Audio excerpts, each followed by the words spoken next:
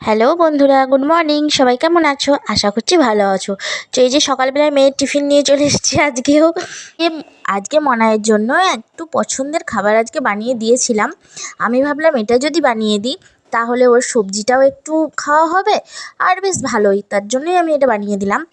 আর এরকম টিফিন আমি দিই না, খুব কমই দিই, কিন্তু আজকে দিলাম কারণ হচ্ছে ও চেয়েছিল এটা, তো তার জন্যই দিয়েছিলাম।